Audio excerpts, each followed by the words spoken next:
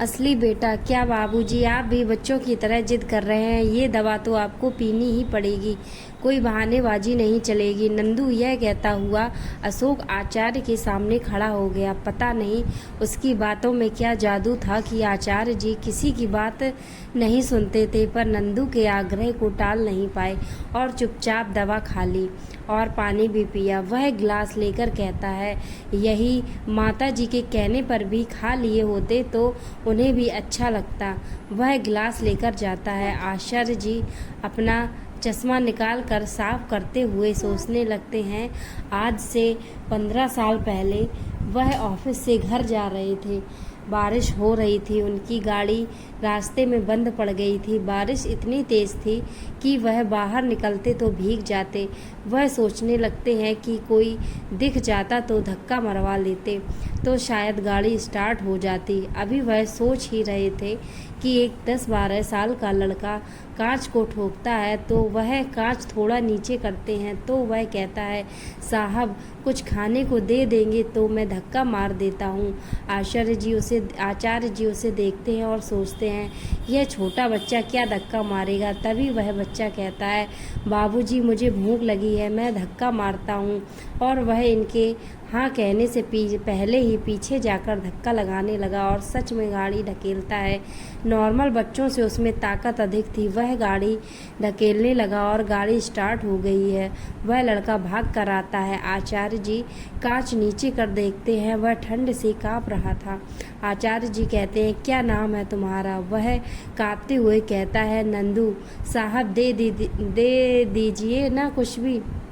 आचार्य जी कहते हैं, कहाँ रहता है? तेरे माँ बाप कहाँ हैं? वह कहता है, साहब कोई नहीं है, तुम कुछ दे दो ना, भूख लगी है, कुछ लेकर खा लूँगा। आचार्य उसे काँपते हुए देखते हैं और कुछ सोचते हैं, फिर कहते हैं, चल गाड़ी में बैठ, तुझे खाना खिलाता हूँ। वह पहले तो सोचता है, फिर दरवाज़ा खोलकर आगे बैठता है। वह हाफ पैंट पहने था जो उसके साइज से बड़ा था, तो वह रस्सी से बांधे हुए था और एक टी शर्ट भी उसी तरह का था, उसके साइज से काफ़ी बड़ा, पर उसने चोगे की तरह पहन रखा था। आचार्य सीधे गाड़ी घर पर रोकते हैं और उसे घर में ले जाते हैं तो वह आश्चर्य से कभी उन्हें और कभी घर को देखता है। उनकी पत्नी कुसुम गाड़ी की आवाज़ सुन बाहर आती है तो सामने एक बच्ची को देख चौंक कर पूछती है, ये कौन है? अरे यह तो ठंड से काँप रहा है। वह भी माँ थी और उनका भी 15 साल का लड़का था, तो उनका दिल द्रवित हो उठा और उसे प्यार से घर में ले जाकर पहले टॉवल देती हैं और फिर उसे अपने बेटे के पुराने कुछ छोटे हो गए कपड़े पहनने को देती हैं जो उसे फिट हो गया था। आचार्य जी कहते हैं, पहले उसे खाना खिलाओ, उसे भूख लगी है। कुसुम उसे खाना देती है। वह आज कई दिन बाद भर पेट खाना खाया था। कुसुम आचार्य जी के कमरे में कुछ सामान देने जाती हैं तो वह बर्तन उठाकर बेसिन में ले जाता है तो वहाँ और भी बर्तन पड़े थे तो वह धोने लग जाता है और जब तक कुसुम बाहर आई उसने सारे बर्तन साफ कर दिए। कुसुम यह देख कहती है, अरे बेटा तुमने क्यों धोए? वह कहता है, तुम्हारा खाना खाया है तो इतना तो करना ही चाहिए। एक बार बहुत भूख लगी थी तो एक होटल में खाना खा लिया तो पैसे नहीं थे, इसलिए उन लोगों ने मुझे मारा भी था और 2 दिन बर्तन धुलवाए थे। कुसुम उसके सर पर हाथ फेरती हुई कहती है, तुम हमारे साथ रहोगे? मेरा एक बेटा है, तुमसे बड़ा है, मतलब तुम्हारा बड़ा भाई है, अभी थोड़ी देर से स्कूल से आएगा। नंदू कहता है, तुम लोग मारोगे तो नहीं, मैं बाकी सब काम करूँगा, बर्तन धोऊंगा, झाड़ू पोछा मारूंगा। आचार्य आते हुए कहते हैं, गलती नहीं करोगे तो क्यों मार खाओगे? गलती पर तो हम अपने बेटे संतोष को भी सजा देते हैं। नंदू कहता है, साहब मैं कोई गलती नहीं करूँगा। कुसुम उससे उसके बारे में पूछती है तो पता चलता है कि उसके माँ बाप एक्सीडेंट में मारे गए थे। उसके चाचा चाची उसे पकने लगे थे। वह लोग उससे पूरा घर का काम करवाते थे और हर बात पे मारते पीटते थे और अपने बच्चों को तो उसके सामने ही खूब दुलार करते थे। एक दिन तो हद हो गई थी जब उसके चचेरे भाई ने झूठ झूठ का नाटक कर रोते हुए कहा कि इसने मुझे बहुत मारा, और फिर चाचा ने उसे पीटा और बांधकर बाथरूम के सामने पूरा दिन और रात भूखा प्यासा रखा था। तो वह उसी दिन घर छोड़कर भाग लिया और फिर इधर उधर भटकता रहा। रोज रात कहीं भी सो जाता था। कुसुम उसकी कहानी सुन रोने लग गई थी और उसके सर पर हाथ फेरते हुए उसे गले लगा लिया था। संतोष से भी उसकी जंग गई थी। कुसुम के मना करने पर भी वह घर का काम बड़े साफ सफाई से करता था।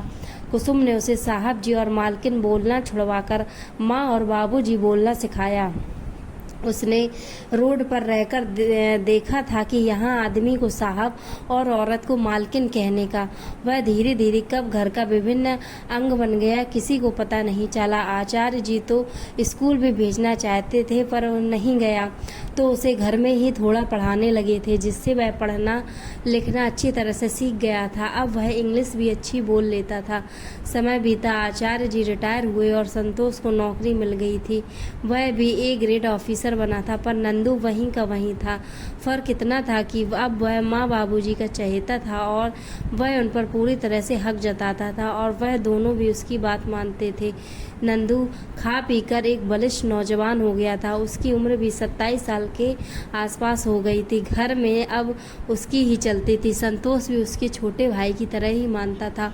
संतोष थोड़ा सा आज के ज़माने के लड़कों जैसा था और सिर्फ अपनी सोचते हैं। कुसुम संतोष के साथ साथ नंदू के लिए भी कोई गरीब लड़की देख रही थी, पर वह नंदू के लिए भी ऐसी लड़की चाहती थी जो उसके जैसी हो।